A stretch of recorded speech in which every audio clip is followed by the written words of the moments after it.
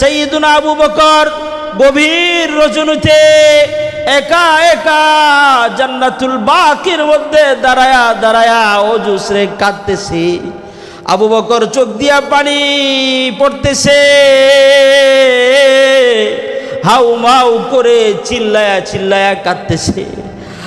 আল্লাহর রাসূলের সাহাবীরা সাথীরা দৌড়ে এসে ডাক দিয়ে বলতেছে, আবু বকর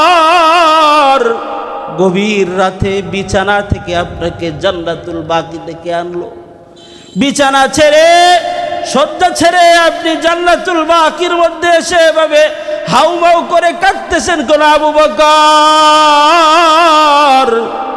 আবু বকর রাদিয়াল্লাহু তাআলা আনহু ডাক দেয়া বলে, আমি কাঁদতেছি, আমি তো পৃথিবীর মধ্যে রয়ে গেলাম, আমার কত সাথী এমন এই জান্নাতুল বাকির মধ্যে আমার এমন অনেক সাথী শুয়ে আছে যাদের সাথে একত্রে আমি যুদ্ধ করছি, এমন অনেক সাথী এখানে আছে এক কাতারে দাঁড়ায়া হাবিবে কিবরিয়ার পিছনে সালাত আদায় করছি, তারা তো চলে গেছে, দুনিয়ার বাড়ি ছেড়ে অন্ধকার কবরের মধ্যে আছে, আর তাদের কবর থেকে জান্নাতের ঘ্রাণ আমার নাকের মধ্যে আসতেছে।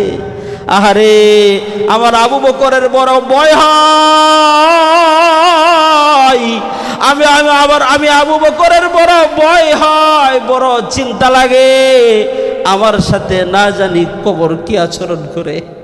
মুহতারাম ভাইও, আবু বকরের জীবন, আবু বকর রাদিয়াল্লাহু তাআলা আনহু এত কিছু পাইলেন, দুনিয়ার মধ্যে থাইকা জান্নাতের সার্টিফিকেট পাইলেন।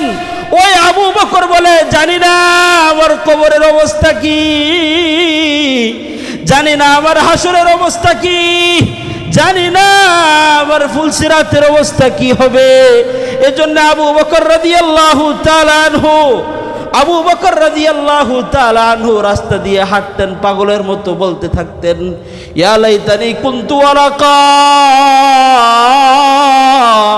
আহারে আমি মানুষ না হয়ে যদি গাছের পাতা হইতাম, আমার জীবন এত টেনশনের ছিল না, গাছের পাতাও যদি হয়ে যাইতাম আমার হিসাব নিকাশ থাকতো না। কৌনাইন কা মুখতার খুদা তুমকো বানায়া, উম্মত কা নিগাহবান খুদা তুমকো বানায়া, उम्मत का निगाहबान खुदा तुमको बनाया। या रब मेरी आँखों में समा जाए मदीना, या रब मेरी आँखों में समा जाए मदीना, मुद्दत से मेरे दिल में तमन्नाए मदीना, मुद्दत से मेरे दिल में तमन्नाए मदीना। तेरे महबूब की आराब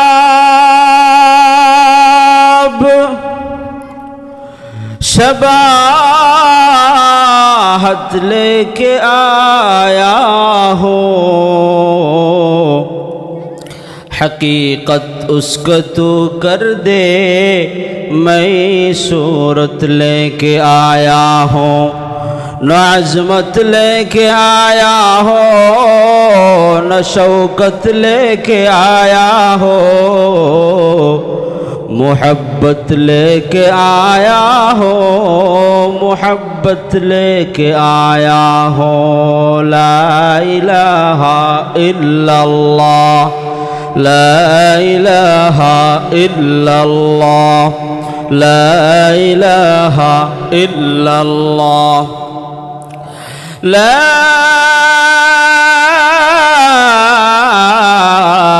इलाहा इल्लल्लाह मुहम्मदुर রাসূলুল্লাহ।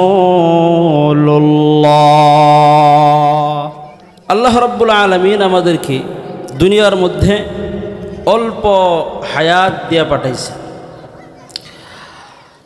আমাদের হায়াতে জিন্দিগি খুবই সামান্য, এই সামান্য জীবন দুনিয়ার মধ্যে কাটানোর জন্যে বলা হয়েছে, এজন্যই পাঠানো হয়েছে।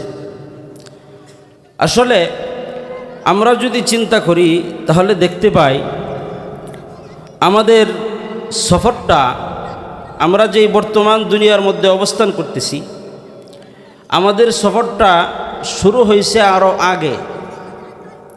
দুনিয়ার মধ্যে এখন আমরা আসি, এটা হলো আমাদের সফরের মধ্যখান, মাঝামাঝি আছি।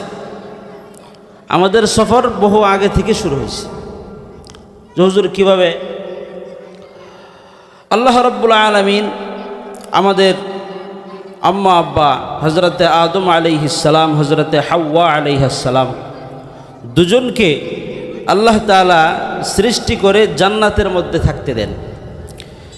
মুহতারাম ভাই, কথাগুলো খুব খেয়াল করে শুনবেন। যেহেতু আমাদের পিতা মাতা উভয়েই জান্নাতে ছিলেন, এর দ্বারা এই কথাটাই স্পষ্ট হয় আমাদের আসলি ঠিকানা, মূল বাসস্থান হলো জান্নাত। ঠিক না ঠিক? তো জান্নাতের মধ্যে থাকার পরে সঙ্গত কারণেই আল্লাহ তাআলা বিভিন্ন মাধ্যমে হজরত আদম এবং হজরত হাওয়া আলাইহিসসালাম দুজনকে দুনিয়ার মধ্যে পাঠান। এখানে কতগুলো স্টেশন আছে। আমরা যে দুনিয়ার মধ্যে আসছি, আমাদের প্রথম স্টেশন হলো জান্নাত, দ্বিতীয় স্টেশন হলো আলমে আরওয়াহ, রূহের জগৎ। পৃথিবীর শুরুলগ্ন থেকে শেষ পর্যন্ত যত মানুষ দুনিয়ার মধ্যে আসছে, সমস্ত মানুষকে আল্লাহ তাআলা রূহের জগতে একত্রিত করেছিলেন। তাহলে 2 নম্বর স্টেশন হলো আলমে আরওয়াহ, রূহের জগৎ। 3 নম্বর স্টেশন হলো আলমে আরহাম তথা মায়ের পেট। মায়ের পেটের মধ্যেও দীর্ঘ একটা সময় আমরা অবস্থান করছি। সেখানে একটা সময় অবস্থান করার পরে যখন সময় চলে আসছে আমাকে স্টেশন পরিবর্তন হওয়ার, আল্লাহ তাআলা স্টেশন পরিবর্তন কইরা মায়ের পেট থেকে আলমে দুনিয়া, দুনিয়া নামক এই স্টেশনের মধ্যে আমাদেরকে পাঠিয়ে দিচ্ছেন। সুবহানাল্লাহ। তাহলে লক্ষ্য করলে দেখা যায় আমাদের সফর আগে থেকেই শুরু হয়েছে। কথাগুলো খেয়াল করবেন, আমাদের সফর আগে থেকেই শুরু হয়েছে।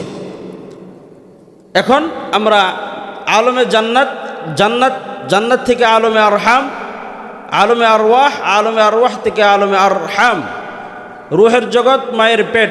এখন বর্তমানে আমরা 3 নম্বর স্টেশন তথা দুনিয়ার জগতে বসবাস করতেছি।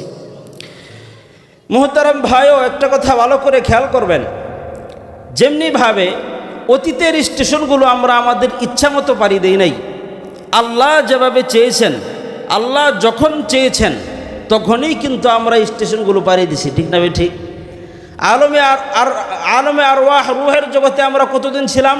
আল্লাহ যতদিন চাইছে। মায়ের পেটে কতদিন ছিলাম? আল্লাহ যতদিন চাইছে। ঠিক তেমনিভাবে মুহতারাম দোস্ত বুজুর্গ, যেই দুনিয়ার মধ্যে আমরা বসবাস করতেছি, এই দুনিয়াও আমাকে চিরকাল থাকতে দেওয়া হবে না, চিরকাল থাকতে পারবো না। আমার নির্দিষ্ট সময় যখন চলে আসবে, এই দুনিয়া নামক এই জগৎটা ছেড়েও আমাকে পরবর্তী আরেকটা জগতের মধ্যে পাড়ি জমাতে হবে। ঠিক না ঠিক? পরবর্তী যেই জগতের মধ্যে আমরা যাব, ওই জগতের নাম হলো আলমে বরজাখ, কবর জগৎ। কবর জগতের মধ্যেও নির্দিষ্ট একটা সময় আমাকে থাকতে হবে। সেখান থেকে আমাদেরকে স্থানান্তর করা হবে আলমে মাহশার, কিয়ামতের ময়দানে। কিয়ামতের ময়দানে হিসাব নিকাশ হওয়ার পরে আল্লাহ যদি তকদির ভালো হয়, আল্লাহ তাআলার ফয়সালা যদি ভালো হয়, দুনিয়ার মধ্যে যদি আমি আমার জীবনকে গঠন করে যেতে পারি, আখিরাতের জন্য প্রস্তুতি নিয়ে যেতে পারি, তাহলে আল্লাহ তাআলার ফজলে আমার ঠিকানা হবে জান্নাত, যেটা চিরস্থায়ী ঠিকানা। আর যদি এই দুনিয়ার মধ্যে আমি আমার হায়াতের অপব্যবহার করি, আমি আমার এই হায়াতকে অবমূল্যায়ন করি, আল্লাহ তাআলার রাহে খরচ না কইরা ভিন্ন পথে খরচ করি, তাহলে আল্লাহ তাআলার যেই অনন্ত অসীমকালের জন্য জাহান্নাম রেখে দিয়েছেন, আমার ঠিকানা হবে জাহান্নাম। নাউযুবিল্লাহ। ওইটাই হলো মূলত শেষ ঠিকানা। আমরা দুনিয়াকে শেষ ঠিকানা বানায় বসছি, মূলত দুনিয়া শেষ ঠিকানা না। मौत को समझा है गाफिल इख्तितामे जिंदगी, मौत को समझा है गाफिल इख्तितामे जिंदगी, दर हकीकत मौत तेरे इब्तिदाए जिंदगी। मौत को समझा है गाफिल इख्तिताम जिंदगी दर हकीकत मौत तेरे इब्तिदाए जिंदगी। উদাসীন গাফেল মানুষ দুনিয়ার মুহে পড়ে সে তার জীবনটাকে এভাবেই কাটায় দিতেছে উদাসীনতার মধ্যে। তার এই কথার ফিকির নাই মৌত মূলত জিন্দিগির শেষ নয়, মৌত হলো জীবনের সূচনা। ঠিক না? ঠিক, মৌত হলো জীবনের সূচনা। আমার এই ক্ষণস্থায়ী জীবনটা শেষ হবে, অনন্ত অসীমকালের এক জীবন আমার সামনে অপেক্ষায় আছে। এই জন্যে মুহতারাম দোস্ত বুজুর্গ, যে এই দুনিয়ার মধ্যে আমরা আছি, এই দুনিয়ার মোহাব্বত যদি কোনো ব্যক্তির অন্তরে ঢুকে পড়ে, সে আখেরাতকে ভুলে যায়। আসল টার্গেট থাকতে হবে আমাদের আখেরাত। কারণ হলো দুনিয়ার জীবনে তো আমি চিরকাল থাকবো না, এটা চিরস্থায়ী কোনো জগৎ নয়, কেউ থাকতে পারে নাই। এই দুনিয়া যার জন্যে বানানো হয়েছে, ওই নবী পর্যন্ত এই দুনিয়ার মধ্যে চিরস্থায়ী ছিলেন না, নির্দিষ্ট সময় থাকার পরে চলে যাওয়া লাগছে। হাবিবে কিবরিয়া মুহাম্মদুর রাসূলুল্লাহ সাল্লাল্লাহু আলাইহি ওয়াসাল্লামের জন্যই এই পৃথিবীর সৃজন। লাউলা কালামা খালাকতুল আফলাক, নবী আপনাকে যদি আমি না বানাইতাম, আসমান জমিন কিছুই বানাইতাম না। আল্লাহ তাআলা আসমান বানাইলেন নবীর জন্যে, জমিনকে বানাইলেন নবীর জন্যে, আসমান জমিনের মধ্যবর্তী সব নবীর উসিলায়। আর ওই নবীকেই যখন নির্দিষ্ট সময় চলে আসছে, হাবিবে কিবরিয়াও থাকতে পারে নাই, হাবিবে কিবরিয়াও দুনিয়া থেকে চলে যাওয়া লাগছে। চুখতমুল আম্বিয়া হাম রফত কসে বাকি নমি মানাজ, চুখতমুল আম্বিয়া হাম রফত কসে বাকি নমি মানাজ, বজুজাতে মুকদ্দস কাদরে কাইয়ুম সমদানি, কুজা কারু কুজা ফিরাও কুজা নমরুদ শুদহামা, কুজা কারু কুজা ফিরাও কুজা নমরুদ শুদহামা, কুজা আশৌকতে শাহ কুজা তখ্ত সুলাইমানি। মুহতারাম দোস্ত বুজুর্গ, ওই নবী যেহেতু দুনিয়াতে থাকতে পারলেন না, পৃথিবীতে কেউ থাকতে পারবে না, দুনিয়ার মোহাব্বত অন্তর থেকে বের করে দেন। কারণ হুব্বুদ দুনিয়া রাসু কুল্লি খাতিয়া, হাদিসে পাকের মধ্যে রাসূল আরবি বলেন, দুনিয়ার মোহাব্বত হলো সমস্ত গুনাহের মূল। এই জন্যই তো হাবিবে কিবরিয়া মুহাম্মদুর রাসূলুল্লাহ সাল্লাল্লাহু আলাইহি ওয়াসাল্লাম বলেন, قال رسول الله صلى الله عليه وسلم، قال رسول الله صلى الله عليه وسلم، من أحب دنياه أضر بآخرته। হাবিবে কিবরিয়া নবী বলেন, যেই ব্যক্তি দুনিয়াকে মোহাব্বত করলো, সে আখিরাতকে ক্ষতিগ্রস্ত করলো। যে ব্যক্তি দুনিয়ার মোহাব্বত দ্বারা তার অন্তরটাকে ভরে ফেলছে, ওই ব্যক্তি আখিরাতকে ক্ষতিগ্রস্ত করে ফেলছে। আর যে ব্যক্তি ওয়ামান হাব্বা আখিরাতাহু আদাররা বিদুনিয়া, আর যে ব্যক্তি আখিরাতকে মোহাব্বত কইরা তার জীবনটাকে কাজে লাগায়া রবের বিধিবিধানগুলো টাইম টু টাইম পালন করে জীবনটাকে উজ্জ্বল করছে, আখিরাতের মোহাব্বত, আখিরাতকে টার্গেট বানায়া সে জীবনের এই মহামূল্যবান হায়াতটাকে খরচ করছে, হাবিবে কিবরিয়া নবী বলেন, সে দুনিয়াকে ক্ষতিগ্রস্ত করলো। দুনিয়া যদি ক্ষতিগ্রস্ত হয় আমার সমস্যা নাই, আখিরাত যদি ক্ষতিগ্রস্ত হয় আমার জন্য বড় বড় অপমানজনক বড় শাস্তি অপেক্ষা করতেছে। এই জন্য হাবিবে কিবরিয়া বলেন, দুনিয়াকে যে মোহাব্বত করলো আখিরাতকে ক্ষতিগ্রস্ত করছে। আর যে ব্যক্তি আখিরাতকে মহব্বত কইরা দুনিয়াকে লাথি মারছে, সে দুনিয়াতে ক্ষতিগ্রস্ত হয়েছে ঠিক, কিন্তু আখিরাতে লাভবান হয়ে গেছে। এজন্যই হাবিবে কিবরিয়া বলেন ফাসিরু মা ইয়াবকা আলা মা ইয়াফনা। এই জন্যই উম্মত তোমাকে সতর্ক থাকতে হবে, তুমি এই ক্ষণস্থায়ী দুনিয়াকে আখিরাতের উপর প্রাধান্য দিও না, বরং আখিরাতকে প্রাধান্য দাও এই ক্ষণস্থায়ী দুনিয়ার উপর। এই জন্য মুহতারাম দোস্ত, দুনিয়াকে সেভাবেই আমাকে থাকতে হবে। দুনিয়ার মধ্যে থাইকা আখিরাতের প্রস্তুতি, আখিরাতের ফিকির আমার অন্তরের মধ্যে সদা সর্বদা থাকতে হবে। দুনিয়ার মধ্যে থাইকা আখিরাতের প্রস্তুতি। আমরা যদি অতীতের ইতিহাস দেখি, সাহাবায়ে কেরামের জীবন, তারা এক একজন কত বড় বড় বুজুর্গ ছিলেন, আল্লাহ তাআলার কত নৈকট্যভাজন বান্দা ছিলেন। আল্লাহর রসুলের সংস্পর্শে থাইকা তারা তাদের জীবনটাকে বড় সোনার জীবন বানায় ফেলছে। দুনিয়ার মধ্যে থাইকা জান্নাতের সুসংবাদ পাইছে, দুনিয়ার মধ্যে থাইকা জান্নাতের সুসংবাদ পাইছে। এমন ব্যক্তিও আখিরাতের জন্য কত ভয় তার অন্তরের মধ্যে কাজ করে। সাইয়্যিদুনা আবু বকর রাদিয়াল্লাহু তাআলা আনহু, আবু বকর রাদিয়াল্লাহু তাআলা আনহু কেমন ব্যক্তি ছিলেন? উহুদের যুদ্ধে সর্বপ্রথম যিনি দৌড় দিছেন নাম হলো আবু বকর। আল্লাহর রসুল সাল্লাল্লাহু আলাইহি ওয়াসাল্লামের আদেশে আল্লাহর রসুলের কদম মুবারকে 40,000 স্বর্ণ মুদ্রা সদকা করছে আবু বকর। ওই আবু বকর রসুলের পাশে শুয়ে আছে। আবু বকর জান্নাতে রসুলের সাথে যাবে। আবু বকর এমন ব্যক্তি, হাদিসে পাকের মধ্যে আছে, আল্লাহর রসুল সাল্লাল্লাহু আলাইহি ওয়াসাল্লাম বলেন, হাশরের ময়দানে সমস্ত মানুষ যখন এদিক সেদিক দৌড়াদৌড়ি করবে, ছুটাছুটি করবে, হায়রান আর পেরেশান হয়ে যাবে, হযরতে আবু বকর রাদিয়াল্লাহু তাআলা আনহুকে জান্নাতের 8 দরওয়াজা আবু বকরকে ডাকবে, আবু বকর আমার মধ্যে দিয়ে প্রবেশ করো জান্নাতে, আমার মধ্যে দিয়ে জান্নাতে প্রবেশ করো। 1 দরজা না 2 দরজা না, জান্নাতের 8 দরওয়াজা আবু বকরকে ডেকে ডেকে বলবে, আবু বকর আমার ভিতর দিয়া প্রবেশ করো।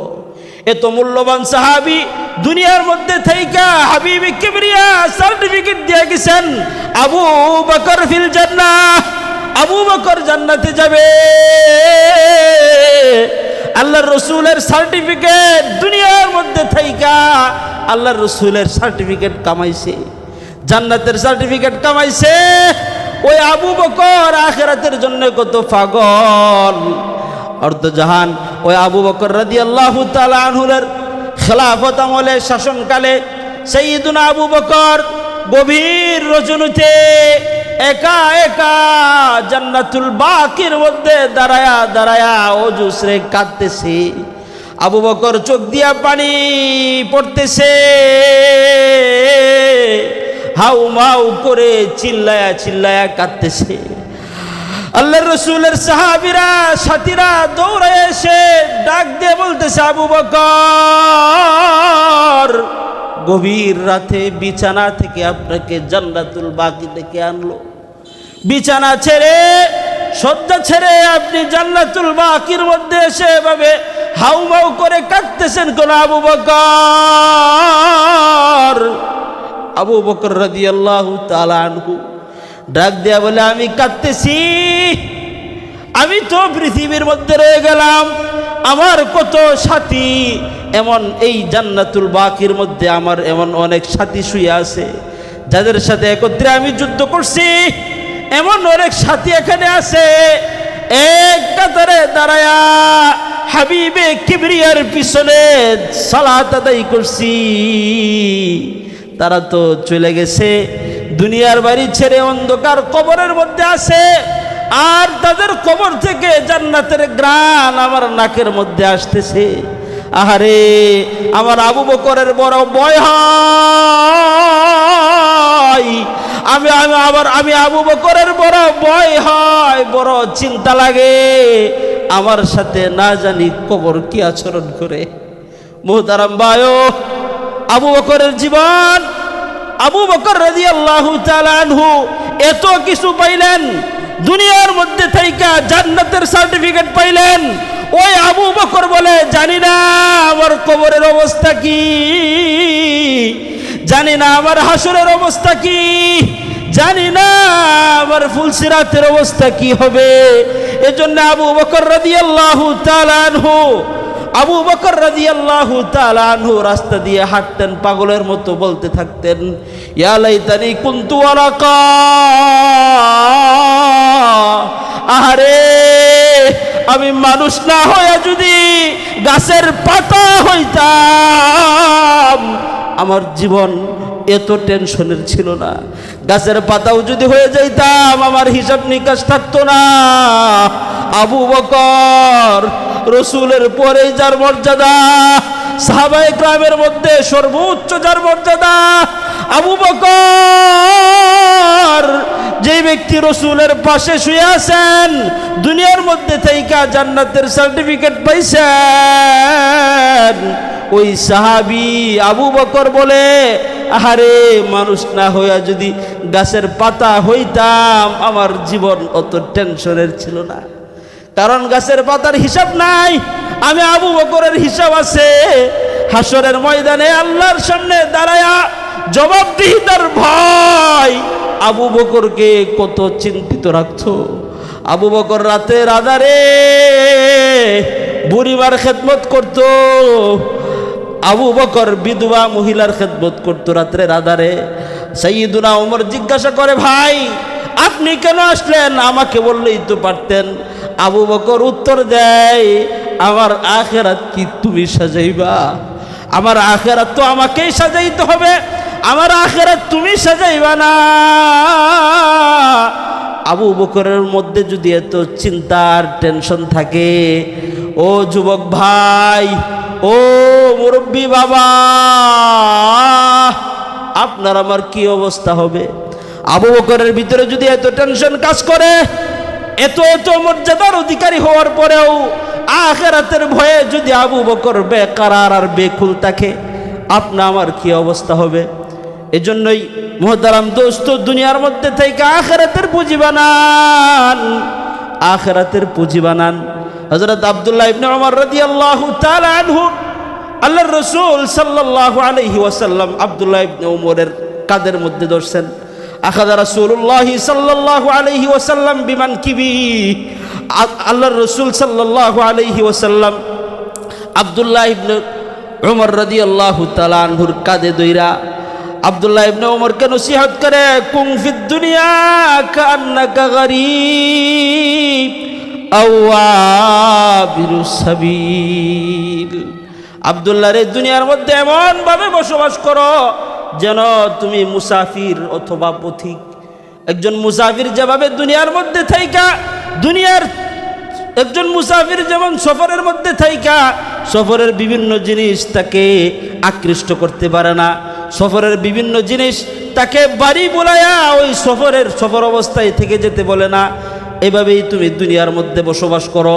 ওয়াউদ্দা নাফসাকা ফি আহলিল কুবুর। আব্দুল্লাহ রে, নিজেকে সর্বদাই কবরবাসীদের মধ্যে গণনা করো। এবং আব্দুল্লাহ ইবনে ওমর সারা জীবন নিজেকে নসিহত কইরা কইরা বলতেন, ওয়াকানা ইবনে ওমর ইয়াকুল,